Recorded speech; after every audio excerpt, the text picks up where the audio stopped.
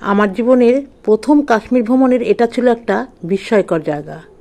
লোকের মুখে শুনেছি এই টিউলিপ গার্ডেনেই অমিতাভ বচ্চন আর রেখার সিলসিলা ছবির শুটিং হয়েছিল। নমস্কার বন্ধুরা, আজ চলে এলাম একটা ভ্রমণের ভিডিও নিয়ে। আর এই ভ্রমণের ভিডিওটা হলো কাশ্মীরের টিউলিপ গার্ডেন। আজ আমরা চলেছি টিউলিপ গার্ডেনে। আমাদের গাড়িটাকে পার্কিংয়ে রেখে আমরা হেঁটে চলেছি এই হাঁটা পথে। খুব সামনেই টিউলিপ গার্ডেন। কাশ্মীরের এই টিউলিপ গার্ডেনের সৌন্দর্য দেখতে হলে মার্চ মাস অর্থাৎ বসন্তকালে যেতে হবে, তবেই কিন্তু টিউলিপ গার্ডেনের সৌন্দর্যটাকে মন ভরে উপভোগ করা যাবে। আমরাও গেছিলাম মার্চ মাসে। আমরা পৌঁছে গেলাম টিউলিপ গার্ডেনের মেন গেটের কাছে। আর আমাদের গ্রুপের লোকেরা টিকিট কাটতে গেছে। টিকিটের মূল্য 60 টাকা মাথা পিছু। টিকিট কেটে এবার আমরা এই গার্ডেনে প্রবেশ করব। এই সময়টা বিশেষ করে এই বসন্তকাল বা মার্চ মাস, এই সময় এখানে প্রচুর লোকের ভিড় পড়ে। আর এই সময়টাই টিউলিপগুলো ফুটতে শুরু করে। আমরা যেই সময় গেছিলাম তখন বেশ সমস্ত ফুলগুলোই ফুটে গেছে, কিছু কিছু ফুল কুড়ি অবস্থায় ছিল। টিকিট দেখিয়ে বাগানে ঢুকতেই বাগান দেখে মুগ্ধ হয়ে গেলাম। কত রং বেরঙের ফুলের সম্ভার। পুরো বাগানটা পাহাড় দিয়ে ঘেরা। এত সুন্দর প্রাকৃতিক দৃশ্য দেখে আমি মুগ্ধ হয়ে গেলাম। মাঠের পর মাঠ ফুটে রয়েছে লাল, হলুদ, সাদা, বেগুনি, নীল, কমলা, কত রঙের কত রকমের যে ফুল, সে নিজের চোখে না দেখলে বিশ্বাসই করবে না। সবিতা চৌধুরীর একটা গান আছে না, এই বাগানের ফুল তোলা মানা। ফুল নাই তুললাম, ফুলটাকে স্পর্শ করতে তো পারি, তাই ফুলটাকে স্পর্শ করে ফুলের সৌন্দর্যটাকে উপভোগ করলাম।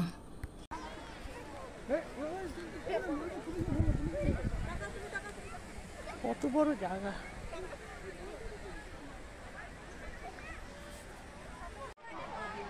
এটা ভেঙে নিয়ে নেব। এখন যে এই গাছটা দেখছো, এই গাছটার ফুলগুলো এতটাই সুন্দর, আমি একটা ডাল ভেঙে নিলাম। জানি এটা অন্যায়, তবু আমি চেষ্টা করলাম একটু ভেঙে নিয়ে একটা জলের বোতলে রেখে দিলাম, যাতে করে কলকাতা নিয়ে এসে গাছটাকে আমি টবে পুঁততে পারি। কিন্তু না, অনেকেই বললো এই গাছ আমাদের কলকাতার ওয়েদারে বাঁচে না। তবুও আমি নিয়ে এসেছিলাম কলকাতায়, কিন্তু না, সত্যিই বাঁচাতে পারিনি।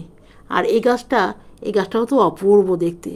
একদম হলুদ রঙের লাইন বাই লাইন পর পর গাছগুলো, এতটাই ভালো লাগছিল।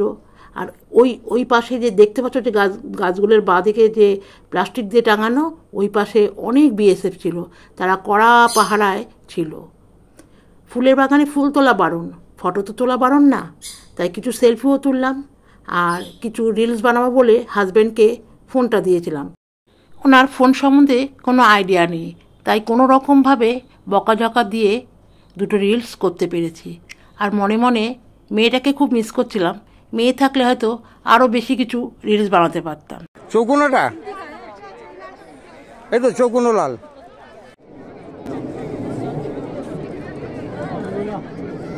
দেখি দেখি দেখি হাসবো না কাঁদবো বুঝে উঠতে পারছিলাম না।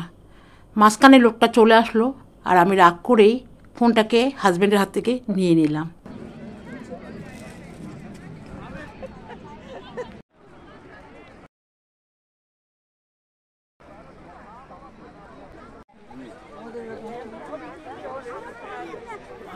এইটার কালারটা সুন্দর।